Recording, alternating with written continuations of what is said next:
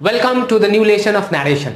Narration के इस lesson में we are going to learn optative sentence. सबसे पहले we will know the definition, otherwise meaning of optative. Optative मतलब क्या होता है? आपका जो intention होता है, the desire that includes optate.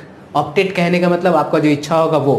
तो आपकी इच्छा में क्या क्या होगा? देखो आप ये सारा होगा, आप किसी को ब्लेस करोगे, कर्ज करोगे, प्रे करोगे, ये सारा का सारा जो है किस सेंटेंस से करते हैं हम लोग? ऑप्टेटिव सेंटेंस से करते हैं.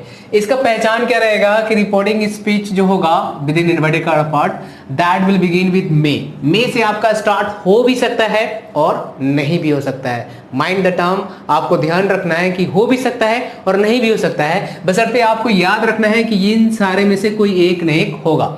या तो फिर ब्लेस करेगा सेंटेंस, या फिर कर्ज करेगा, या फिर प्रे करेगा, अदरवाइज विश तो करेगा ही.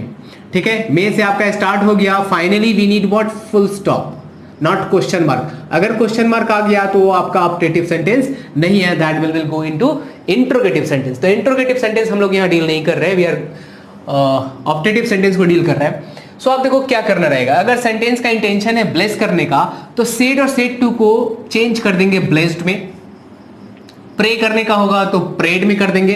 कर्ज कर रहा होगा तो कर्ज में कर देंगे. अगर विश कर रहा होगा तो आप आइदर ग्रेटेड कर सकते हो, कॉन्ग्रेचुलेटेड कर सकते हो, विश्ड कर सकते हो. तीनों में से कोई एक करेंगे. डिपेंड करता है कि अगर आपका ग्रेटेड तब करेंगे जब गुड मॉर्निंग दिया रहेगा, गुड नाइट दिया रहेगा, हेलो दिया रहेगा. इन ऐसे सारे वर्ड में हम लोग ग्रेटेड कर देंगे, राइट. कॉन्ग्रेचुलेटेड तब करेंगे जब कोई कॉन्ग्रेचुलेट करेगा. विश्ड और कॉन्ग्रेचुलेट लगभग एक ही जैसा है, तो आप किसी में से कोई कर सकते हो. ओके, सो इन्वर्टेड कॉमा को हम लोग दैट में चेंज करेंगे and person and tense change करना ही करना है अकॉर्डिंगली जैसे चेंज करते थे. अब यहाँ देखो आपके पास दो एग्जाम्पल है, हम लोग इन दोनों एग्जाम्पल को डील करेंगे और फाइनली हम लोग समझ जाएंगे कि ऑप्टेटिव सेंटेंस को डायरेक्ट नरेशन से इनडायरेक्ट नरेशन में how we change. Okay, so we said may God wish to all what you are wishing. यहां सेंटेंस क्या कह रहा है कि गॉड आपको वो सब दे. विश टू कहने का मतलब give. What all what you are wishing, आप जो इच्छा कर रहे हैं, आप जो डिजायर कर रहे हो सारा दे. तो जैसे ही आपका गॉड आएगा, आपको याद रखना है कि जैसे ही गॉड आएगा वो आप प्रे किया जा रहा है. ठीक है, वो सेंटेंस में प्रे किया जा रहा है. गॉड नहीं रहेगा तो प्रे का सेंस नहीं आएगा. ओके, अब देखो अगर मान लो आप यहां ऑब्जेक्ट हम लोग ले लेते हैं he said to me, right. तो अब यहां सेड टू को हमें चेंज करना है प्रेड में. तो यहां एक ट्रिक आपको याद रखना है, ही सेड टू को आप क्या करोगे? प्रेड करोगे अकॉर्डिंग टू द टर्म. अब यहां क्या दिख रहा है? मी दिख रहा है, तो आपने मी लिखा. तो आप देखो टेक्निकली यहां मीनिंग चेंज हो गया. ये सेंटेंस कह रहा है ही प्रेड मी, तो ये सेंटेंस में डायरेक्ट नरेशन में ऐसा था क्या?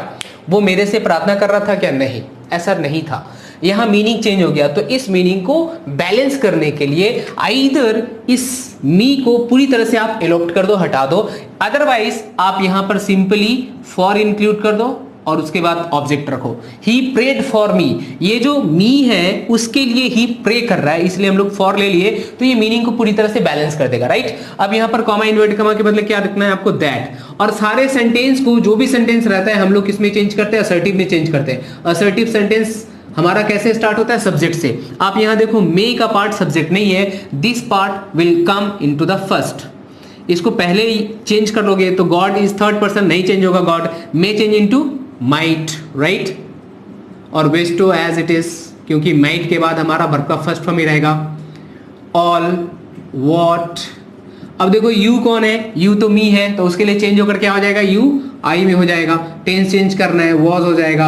एंड विशिंग का क्या हो जाएगा? आपका विशिंग रहने देना है. तो इस तरह से हमने चेंज कर लिया. बस आपको यहां टेक्निकली याद रखना है कि जब कभी भी प्रे के सेंस में जब ऑब्जेक्ट होगा तो आइदर आप ऑब्जेक्ट इलोप्ट कर दो या फिर फॉर ला दो. अब देखो नेक्स्ट एग्जाम्पल में, नेक्स्ट एग्जाम्पल जो है वो ये वाले से यहां इस बात से मैच कर रहा है कि रिपोर्टिंग स्पीच मे और मे नॉट बिगिन. आपका यहां मे से बिगिन था, यहां पर मे से बिगिन नहीं है. That doesn't mean that this sentence doesn't इस बात को कवर कर रहा है या नहीं कवर कर रहा है. कैसे कर रहा है? हैप्पी बर्थडे हम क्या कर रहे हैं? उसको विश कर रहे हैं ना. जैसे विश होगा वैसे आइदर आप ग्रेटेड, कॉन्ग्रेचुलेटेड या फिर विश कर सकते हो. तो आप यहां क्या कर रहे हो? आप उसको विश कर रहे हो, तो ही के बदले क्या यूज कर लो? He wished. ठीक है, हैप्पी बर्थडे. अब यहां अगर मान लो आप ऑब्जेक्ट ले लेते, ही विश टू हिम, ऑब्जेक्ट लेकर हम लोग करते हैं. तो अगर हम लोग यहां लिए ही विश्ड, सॉरी हिम था, तो हमने क्या लिया, हिम। अब यहाँ दैट यूज नहीं करना है, बस याद रखना है कि इस वाले पार्ट में हमें दैट यूज नहीं करना है, किसके बदले, कॉमा इन्वर्टेड कॉमा के बदले यहाँ दैट यूज नहीं करना है, क्योंकि मे से स्टार्ट नहीं है। तो हमने क्या लिखा, ही विश्ड हिम। अब ये अब टोटली जैसे लिखा हुआ है वैसे लिख दो, क्या, हैप्पी बर्थडे टू यू।